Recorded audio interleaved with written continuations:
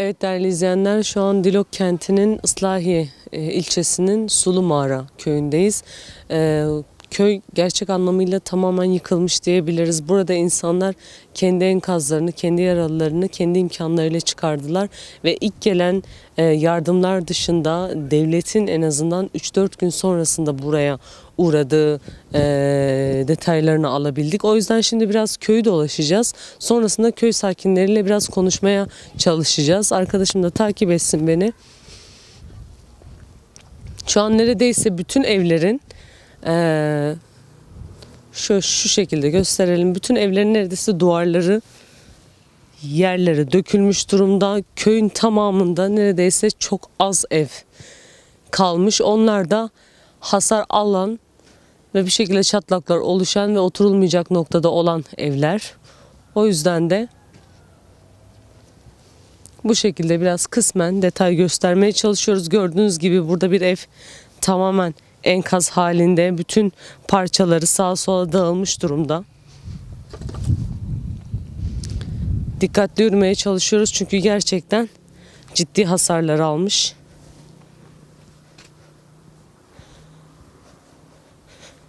Biraz köyün içinden detaylar almaya çalışacağız. Sulu Mağara köyü eteklerine kurulmuş bir köy.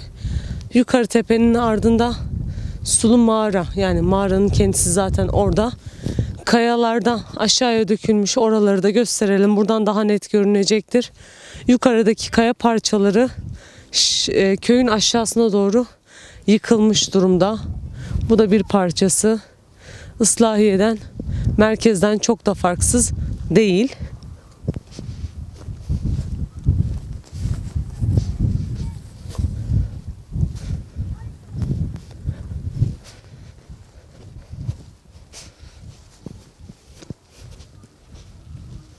Tamam.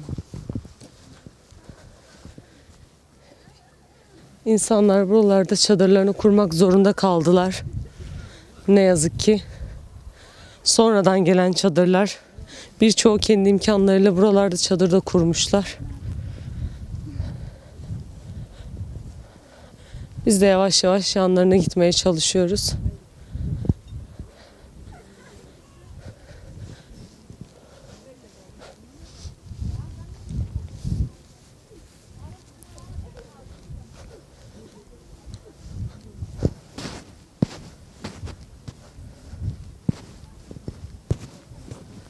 Geçmiş olsun. Evim burası. Yıkıntı oldu evinizde. Çökük var. Dışarı çıkarken işte böyle fırladık benle gelin. Benim omuzum kırıldı, gelin beli kırıldı. Geliniz nerede şu an? Şu an Ankara'da. Ankara'da. Hastaneye mi götürdünüz? Hastaneye götürdüler, ameliyat ettiler. Durumu nasıl peki? Durum bu arada çekiyorum işte böyle. Daha ameliyat etmediler beni. Yapamadılar, yer yoktu. Geri eve geldim ben. Sevk yapılmadı mı? Sevk yapılma. Buradan çağırdılar, helikopterle gittik. Gelin Ankara gönderdiler, beni de eve gönderdiler. Başka bir şey yoktu, diyeceğim yoktu işte. Budur. Peki o anları biraz konuşmak istiyoruz. Yani tam deprem anı değil de sonrasında neler yaşandı, ne yaptınız? Çünkü hava çok soğuktu, yağmur yağdı, kar yağdı. Hep dışarıdaydık. Yağmurun altında. Ateş yaktılar önümüzde. İşte kendimizi böyle sabaha kadar avuturduk, ne yapak. Sabaha kadar dışarıdaydık. Yardımlardan yararlanabildiniz mi? Her taraftan 15 ilden, 20 ilden yardım yağdı. Geliyorlar, yardımlar geliyorlar. Geliyor. Dese yardım yapılıyor. O gün çok zor durumdaydık işte. Gelinim işte öyle düştü. Beli kırıldı. Ankara'ya götürdüler. Yardım çok iyi geliyor. Her yerde geliyor yani. Allah razı olsun herkesten. Öyle. Biz de köyleri dolaşmaya çalışıyoruz. Biraz merkeze gittik. Oradaki durum da gerçekten vahimdi. Burada da çok farksız değil. Yani birçok ev, duvarları, her taraf yıkılmış. Bizim komşunun oğlu öldü. Hepsi yerle bir oldu. Sabaha karşı bebeği çıkarttılar, annesini çıkarttılar. Oğlan öldü. 14-15 yaşlarındaydı. Öyle. Burada kendi imkanlarıyla mı herkes gömdü ölülerini? Kendi imkanları da hepsi göndük he. Hepsi köyümüz yardım etti. Kepçe yani şey yaptı. Mezarlık nerede burada, yani nereye gömdünüz? Karşıda mezarlık. Karşıda mezarlık. Ne Karşı- kadar ölüm çıktı buradan? Sayısını en azından siz bilebiliyor Vallahi musunuz? hiç de bilmiyorum. 50'ye yakın. Sadece bu köyde 50 kişi. Fazla var, eksik yok. Fazla var. Biz bilmiyoruz, fazla var çok. Yaralılar çok, ölüler çok. Kadınlar Hakkari'de, Bitlis'te ekmek yaptılar. Hepsi çuvalla gönderdiler. Dün Bingöl'de geldi, bize çorba yaptı. Dağıttılar. Öyle. Evet, herkes seferber oldu. Biz zaten herkes toplanma de- yerlerinden de görebiliyoruz. Hepsi İnsanlar yardım. geldiler. Battaniye verdiler yani. Yorgan verdiler, her şey. Ekmeğimiz, her şeyimizi verdiler. Allah'a şükür. Isınma için soba getirildi mi buraya, yani geldi mi? Evden çıkardık. Biz evden çıkardık zobamızı. Tırların içinde biz yattık. 5-6 gün tırlarda yattık çadır gelene kadar. Öyle. 5-6 gün çok uzun bir süre. Öyle vallahi. Ancak geldi yetişebildiler. Ama biz soğuktan o tırların içinde biz donduk. Kar yağıyordu. Yağmur yağıyordu. Herkes çıpçallak. İşte havuzda oturuyorduk. Öyle. Eksi 15 derecelere kadar hava koşulları düştü. Kar yağıyordu. Hı, kar yağıyordu. Kar vardı.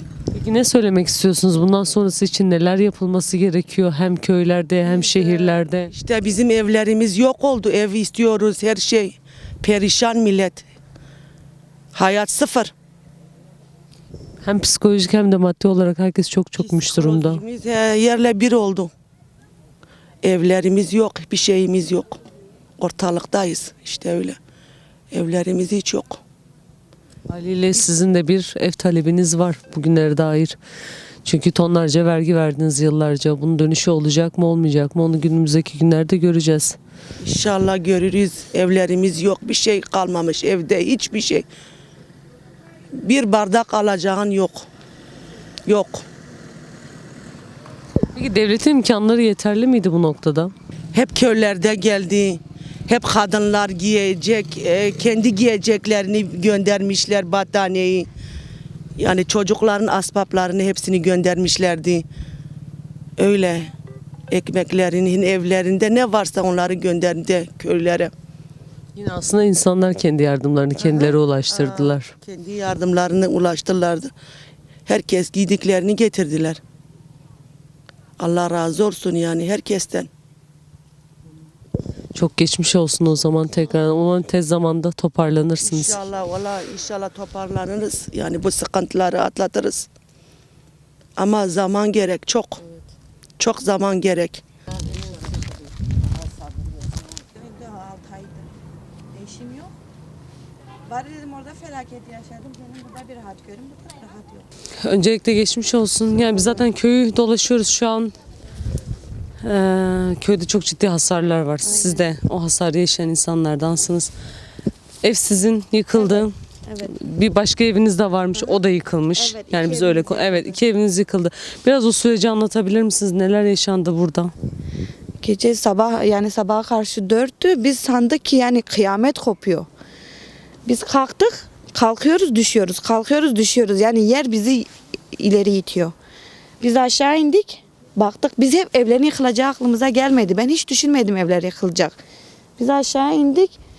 Yağmur yağıyor, kar yağıyor. Benim 11 aylık bebeğim kucağımda. Annem üstüme battaniyeleri yığmış. Annem komşumuzu çağırdı. Çıkın dışarı diye. Komşumuz şu pencereye çıktık. Gelin kapı kilitli biz çıkamıyoruz dışarı. O zamana kapılar kilitlenmiş. Ondan sonra 2 tane genç geldi. Annem dedi ki koşun gidin o eve. Sonra biz işte gittik komşumuz gile gittik. Benim bebeğim küçüktü. Biz sandık duman var, sis sandık yağmurdan dolayı. Mersem evler yıkılmış. Sonra buraya geldik baktık ateş var, yangın. Burada Suriyeliler vardı. Suriyeliler yaşıyordu burada. Amcam kiraya yani onlara vermişti. Amcamın evi de aşağıda. Ondan sonra benim babam da burada bekçi garajda. Yengem hemen işte enkaz altında amcamı aramış Mersin'de. Amcam da hemen babamı aradı. Babam da hemen işte yengem gibi gitti enkazın altından kurtardı. Onlar Allah'tan ki merdiven kulesine inmemişler. Tam kapıyı açmış ikinci kattan tam adımını atacak ev yıkılmış. Yani üst kattalarmış. Merdiven kulesine girselerdi ölürlerdi. Bizim köyün çoğunluğu merdiven kulesinde öldü. Hep Burada ateş çıktı dedin. Hala etkileri görünüyor zaten. Soba devrilmiş değil mi? bebekleri vardı. Bebek vardı, zobayı söndürmediler yavrum o bebek Bir içinde. haftalık bebek vardı içinde. Ama buradan görsen yani resmen alev yükseliyor. Gece yani Yağmur, bir de yağmur, kar, rezillikti. Yani ne anlatacağız ki? yani kuşlardan yeri yok işte. Aynen mahşer alanı gibi. Korkuyorsun. Allah korusun. Yerde korkuyor, yer nasıl sallanıyor Allah'ım ya. Mahşer alanı Düştüm, gibiydi kemiklerim her yer. kırıldı. Aynen. Sende bir şey var mı teyze? İşte biliyorsun kemik. Kemiğin kırıldı. Beli kırılan mı dersin, kemiği kırılan. Var. Yani bütün enkazın altındakiler kendi imkanlarıyla çıkartıldı. Yani ben görmedim ama benim duyduğum hani kendi imkanlarıyla çıkartıldı. AFAD yetişemedi.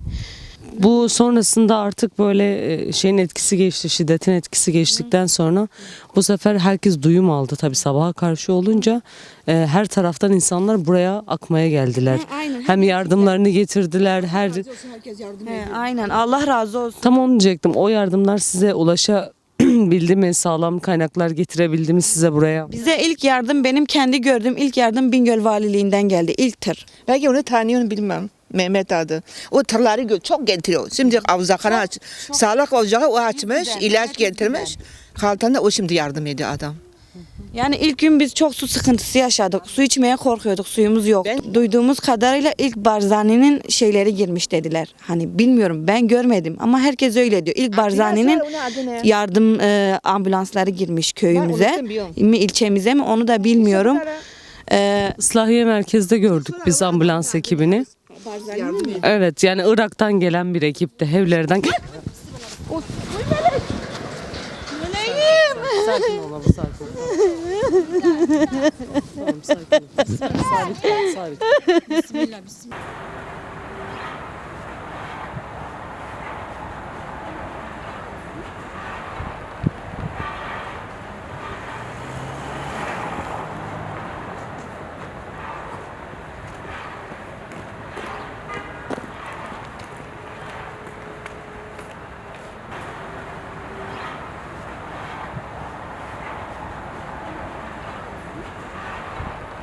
İzleyemiyoruz ki elektriğimiz yok, suyumuz yok. Telefonlarımızı şarj edemediğimiz için dünyadan haberimiz yok. Hani kim nereye takılmış, kim devlet şeyine takılmış bilmiyoruz. Buraya ilk sağlıkçı benim gördüğüm ben aşağıdaydım. Bir tane Cizre Devlet Hastanesi yazıyordu şeyinde. Yırtık var mı? O geldi baktı herkese. Doktor ve yanında sağlık ekipleri vardı. Arasında armasında Cizre Devlet Hastanesi yazıyordu. Geldi bütün hastalara baktı tek tek ilgilendi. Benim de kızımın burnundan kan geliyordu o gün ilk gün. Dedim ki niye kan geliyor? O da dedi ki bir şey olmaz dedi griptendir dedi. Öyle onu gördüm. Başka devletten gördük mü bilmiyorum. Ben görmedim. Bütün halktan gördük yardımları. Bütün halk gönderdi. Allah razı olsun herkesten. Sen kendin de söyledin. Buralar fay hatları. Buraların deprem koordinasyon merkezlerinin olması gerekiyor. Marmara aynı şekilde. Eski belediye vardı, bina şey vermedi. Ruhsat vermedi. O gitti, şimdi Kamal Buran mı ne? O verdi, adamlar hep gitti. 5-6 katlı. Hep Kemal Buran o ruhsat verdi, hep o vurdu. Aynen. Kendi yandaşlarına mı verdi? Hepsine para zarıyor, veriyor, sana veriyor, bana dikiyorum. Yani bakın bu köyde iki katlı, 3 katlı evler zor dayanırken İslahiye gibi bir yerde 6-7 katın, 10 katın ne gereği var? Yani zaten bakın bizim köyde çok yüksek binalar yok. En fazla 3 katlı binalar hepsi yıkılmış. 3 katlı çok kalmamış. Yani bilmiyorum bak yengemgilin evi 2 katlı daha yepyeni evler yıkıldı. Yani İslahiye'de bu kadar yüksek bina verilmenin bir anlamı yoktu, bir mantığı yok. Şu çatısı düşen ev. Şu aşağıda kaldı. İşte şu amcamın size daha 5 söyledi. sene. Evet. Siz de enkazın altından çıktınız. Mesela o an neler yaşandı? Ben onu da biraz almak istiyorum. Yaşadık işte. Çok korkunçtu. Duvar Telefon hepimiz aldık üstümüze Allah yıkıldı. Telefon üstüme. açtı, bizi altındaydı gide kurtardı. Eşimi aradım. Ben dedim ki net işte şeyin altındayız. Betonun altındayız. O da hemen abisini aradı. Gelip bizi kurtardılar komşularla birlikte. Çok korkunç bir şeydi yani işte. Sen tek miydin çocuklardan? Sen de kızın. Evet. Ama evimiz de Yani ne yazık ki çünkü birçok enkaza ulaşılamadı sesler geldiği halde çoğu insan donarak da öldü. Biz bunların da haberlerini aldık. tabii. Hala var bir sürü bina daha hiç kaldırılmamış. Biz gözlerimizle gördük. Belki daha canlı var içinde. Sen bilirsin. Bilemeyiz işte o enkazlar kaldırılmadan da kimse bilemez. Geçişlerine de izin verilmiyor. Birçok binanın etrafı sarılmış. Bugün bir hafta oldu. Maraş'ta görümcemin kaynı daha dün çıkartıldı ailecek 4 kişi Maraş'ta. Değil mi? Fay hattı her şey olacak. Onu tekbiri alıcılar. Yani yıllardır vergiler toplanıyor teyzem. TRT'de vergi topluyor, deprem vergisi de toplanıyor, çöp vergisi de toplanıyor. Bu paralar nerede? Herkes bu soruyu soruyor. Bu kadar bina yıkıldı mesela hangi parayla yapılacak? İşte ne bileyim ben de. Ortada kaldık mesela. Ne ev kaldı, ne bir şey, ne motorumuz, hiçbir şeyimiz kalmadı. He. Evet, insanların enkazın altında kurtulanlar artık kendi haline ağlamaya başladı. Biz nereye gideceğiz, ne yapacağız, nereye yetişeceğiz diye. O da gitti. Enkaz altında paramparça oldu. Yani bari o olsaydı diyoruz. Yine halimize şükrediyoruz. Canımız kurtuldu diyoruz. Yani bizden kötüleri var. Biz burada devlet gazetecilerini görmedik. Yani ben görmedim bilmiyorum. Geldilerse de köy meydanına gelmişlerdir. Hani bir tek bina hasar tespitine geldiler. Bir daha da gelen giden yok. Hani bir eksiğiniz var mı, gediğiniz var mı? Yok yani yok. Yani şu an her şeyimiz var ama aynen sağlığımız yok. Şimdi sağlığımız gidecek. Her şey var. Dolu dolu. Allah razı olsun. Her şeyimiz var. Ama su, elektrik olmadıktan sonra yani onlar temel ihtiyaçlar. 76 yaşım 76 hayatta ben görmedim bunu. Dedemde de duymadım, babamda da duymadım. Yani bu felaket var ya hiçbir yerde görmedim.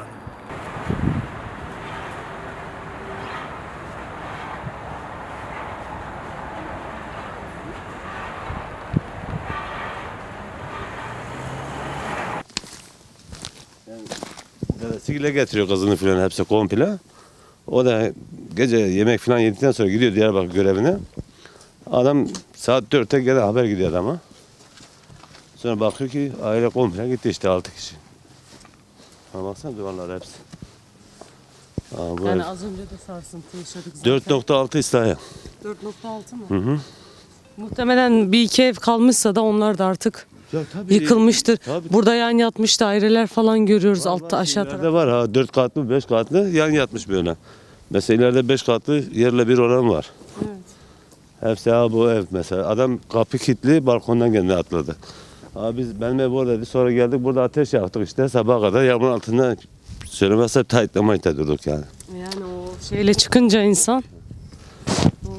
Burada yol fazla gitmiyor da. Buradan kayalar düşmüş. Biraz onlardan bahsedelim. Gördünüz mü onları? Biz gördük tabii ses geldi bize. Yani zaten korkudan ne yaptığımızı bilmiyorduk ki.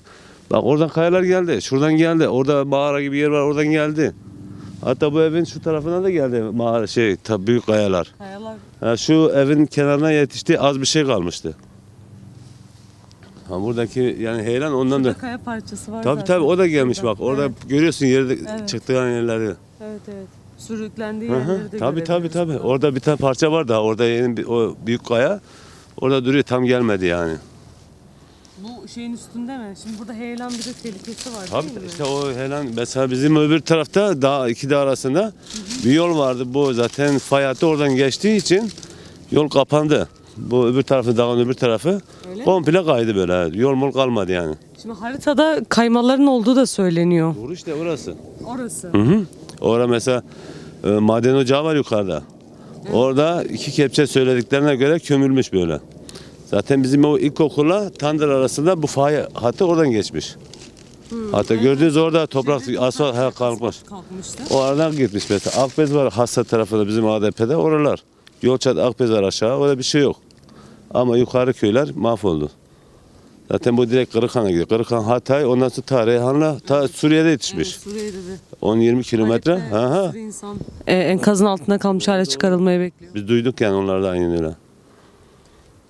Yani burası gerçekten yani Felaket. İslahiye'de çok korkunç da köyde çok Daha korkunç. Burası da aynen öyle. Bak benim ev çünkü bir şey Buranın yok. avantajı 2 katlı 3 katlı insanlar bir şekilde kendilerini atabilmişler. Ama Islahiye'de 10 katlı binalar. Ben orada indim. Benim babay var eski o kiremitli. Ben kıl payı kurtuldum. Hatta dizimizin hepsi yarıldı yani böyle şey oldu. Geldim böyle de hanımla beraber kucaklaştık. Sanki derste 50 kişi bizi havaya kaldırıyordu. Yani biz şok olduk yani işte. Yani bu fay hattının etkisi yan sağlamaktansa Önce direkt böyle- fırlatarak. Tabii o da var. Bir de böyle ilk önce 7.8'de böyle baraj kuzey güney diyelim. Öbürü de sonra doğu batı. O ikinci 7.4'tü ya. 4 taraftan geldi. Hı hı. Hatta benim evimde mutfakta kapılar bu tarafta git sanki dersin komple yere yığmışsındır. Camman bir şey kalmadı yani. O ilk olanda. İkincide de öbür tarafta zor bomba hep düştü. Halı malı yani zorla söndürdük. Yani. Evet, aşağıda Suriyeli yurttaşların da kaldığı bir ev vardı. Orada da soba devrilmiş, kıl payı. İnsanlar kendilerini çıkartabilir. Daha doğrusu yine köylüler yardım edip onları çıkarmışlar. Yaptık. Hatta aşağıda bir ev daha vardı. Annesiyle 2 çocuktu. Annesiyle çocuk boşlukta kaldı. Onlar ortada bir çocuk da çekatüsüydü. Çiriş dediğimiz kolon var ya. Çocuğun kafası üzerine düşmüştü. Beyin kalmamıştı. Yani dehşeti hakikaten her insan anlattığında insan daha çok ürperiyor. O şokun altında. Şokun daha herkes altında. Daha da psikolojik olarak da herkes çok normal değil. Bir de üstüne biz Adıyaman'da da, Malatya'da da, Maraş'ta da çığlık seslerini çok rahat yani basını takip eder bilme şansı çok yok köylerin. 4'ü 10, 15, 20 geçe şey oldu. Geldik milletin bacırtıyla böyle sesler zaten inlemeler. Hatta geldik abi şurada ateş yaktık. Bir tarafta kar yağıyor. Bir tarafta zaten yerde var. Yağmur yağıyor. Ateş yaktık. Önümüz kuruyor. Arkamız ıslak. Arkamız kuruyor. Önümüz ıslak şey yani. Benim ev orası. Şükür bir şey yok çizik mizik. İhmalkarlıklar çok konuşuluyor. İnsanlar orada avaz avaz bağırıyorlardı. Bizim yardımımıza neden kimse gelmiyor diye. Vallahi biz AFAD buraya ikinci gün geldi. Saat 10 mu neydi öyle bir şeydi. Çünkü ben burada daima dolaşıyordum. Sonra geldi hatta biz de baktık betonu kaldıramayız. Kepçeler gelse bilinçsizlikten mesela yaşayanları öldürürüz bu sefer. Evet, onlar da çok yaşandı. Bunu yani önüne aldık. Sonra AFAD geldi saat 10 mu 11'di. Adıyaman'la Bingöl gelmişti. 2 ekip gelmişti. Sonra onlar şey yaptılar. Sabah 10'a kadar çalışan adamlar çıkardılar hepsini şükür yani. Yani öyle olarak. Diğer taraflarda ama enkazlar çok fazla, ölümler çok fazla. Hala ıslahiye çıkarılmayı bekliyor. Yani böyle moloz kalmış. Büyük binalar. Evet. Hatay mesela. 11 katlı. Hatta benim Peki akrabam. neden deprem bölgelerine 10 katlı, 11 katlı binalar yapıldı? Vallahi o mühendislerin bileceği şey. Ha benim ev mesela ben yaparken ustaya dedim ki malzemeden kaçma kardeşim. Ben bu evi 55 yaşından bir kere yapıyorum. Evet. Hatta millet 12'lik demir katıyorsa kolonlara ben 14'lük kattım. Evet. Temelini raylı sistem yaptım. Şükür Allah'a bir çizik yok. İşte raylı sistem herkesin konuştuğu, tartıştığı, üstünde durduğu. Öyle abla bak şimdi ben onu bir şey sadece enerjim yukarıda düştü. İçeride de malzemem düştü yani yıpranma o oldu yani. Evin etrafında içinde bir çizik çatlama gene yok şükür Allah'a. Gene de korkuyoruz aç çadırda kalıyoruz. İşte tedbir korudu. Tedbir korudu. Peki tedbirsizlikler birçok insanın ölümüne mal oldu. Dediğim gibi o eski ev neredeyse benim üzerime yani bir adım daha gitseydim ben de gitmiştim ya şu an. Geri geldiğim için yani mutluyum yani ne yapayım. Gidenlere ancak üzüleriz yani. Yardımlar noktasında da bir iki soru sormak istiyorum. Buraya genelde çevre illerden daha çok yardımlar geldi. İnsanlar kendi seferberliğini ilan ettiler. İşte her şeyi yollamaya çalıştılar.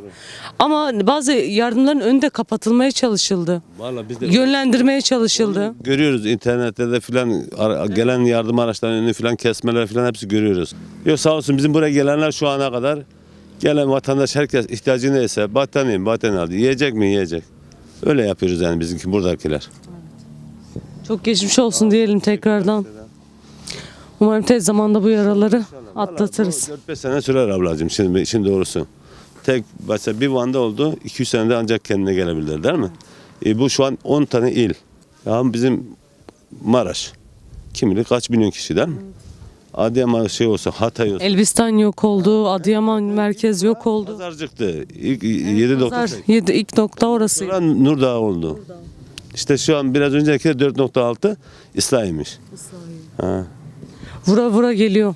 Vallahi zaten en büyük Dikkatli deprem olmak biliyoruz gerekiyor. Yani biz biliyoruz yani bu Hatay depremi diye bir deprem varmış. Zaten bu iki de arası deniz, ırmak. Hatta ileride Cıncıklı diye bir yer varmış. Hristiyan Yahudilerin liman merkeziymiş. Zaten önce burası denizmiş. Bir deprem olmuş böyle yerleşim olmuş. Bazı bizim yazılarda koyu vurduk. Mühendisine geliyor siz nasıl burada yaşıyorsunuz diyor. altı komple su bura. Bu iki dağ arası. Ta Adıyaman'dan Maraş'a kadar full. Bile bile böyle yerlere yerleşim izni vermeler. Evet. 55 yaşından normal işte böyle istiyor yani. Millet gidecek yeri yok. Çok teşekkür ediyorum. Sağ olun. Hadi görüşürüz. Görüşürüz. İyi günler. Geçmiş olsun tekrardan.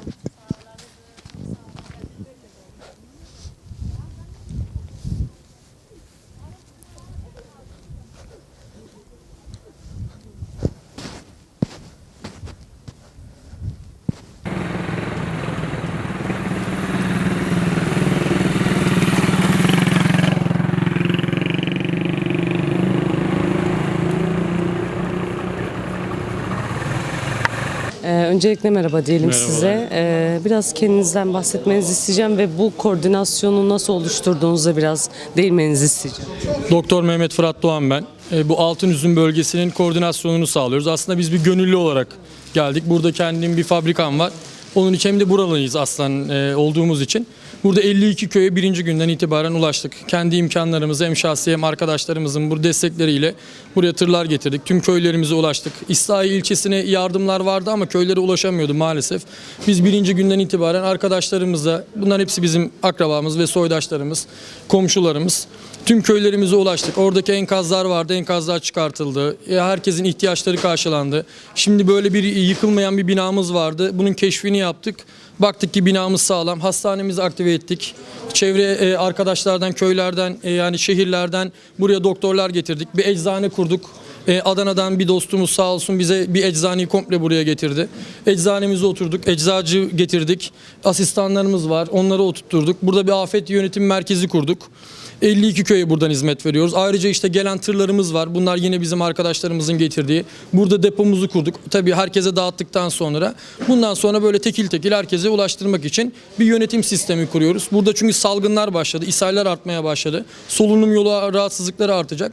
Biz birazcık da salgının önüne geçmek için daha koordineli bir yaşam kurmaya çalışıyoruz. Burada şimdi önümüzdeki periyotlarda yani yemek çıkarmaya başladık. Bunlar var. Bunlara başladık. Akabinde de burada bir banyo vesaire ihtiyacını karşılamamız lazım ki İnsanlar artık bir salgının önüne geçebilir. Geçilmesi lazım. Evet. Şu an düzenimizi oturtturduk. Sağ olsunlar hem valimizle görüştük, bakanlıklarımızla görüştük. AFAD yönetimiyle de sonradan görüştük. Bize birkaç tane daha ekip gönderdiler. Yine arkadaşlarımız, akrabalarımız var, doktorlar. Burada bize yardımcı oluyorlar. Köyün gönüllü arkadaşları var. Ekibimizi kurduk. 24 saat açıkçası. Kaç doktor var hocam dışarıdan gelen? Birinci gün 5'ti. Sonra bunlar git gel yapıyorlar. Burada şu an mesela 2 tane doktorumuz gönüllü olarak çalışıyorlar. 3 tane hemşire arkadaşımız var.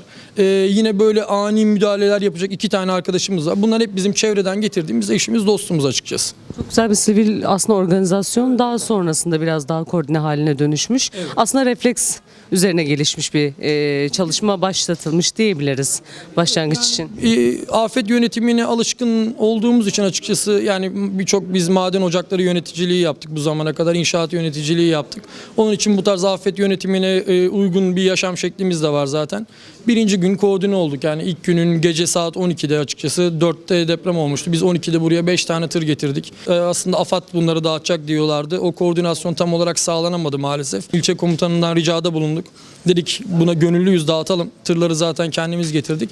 Bize tamam dedi, yapın. Biz o şekilde 52 tane köyün hepsine birinci gün 5 tır, onun akabinde 40 tır, 25 kamyon. Bu tamamen bizim gönüllü arkadaşların yüklediği, getirdiği tırlardı. Bunların hepsini burada dağıttık. Şu an sağ olsunlar köyde hiçbir ihtiyacımız kalmadı yani. Devamını getirmemiz lazım. Yani bu ilk bir hafta ama bu insanlar büyük ihtimal devam edecek bu yaşam şekline. Tabii ki buralarda enkaz çalışmaları var. Belirli bir yerde bir kurulum yapılması lazım. Bu insanların buradan taşınması gerekiyor. Ama en azından biz bu süre zarfında insanların sürdürülebilir yaşamını burada oturtturmak için mücadele ediyoruz. Buna dair hiç bilgi aldınız mı hocam? Yani buradaki kalan insanların en azından koşulları ne durumda olacak? Sonrasında bir şey gelişecek mi? Çünkü yardımlar bir yerde sonra tıkanabilir.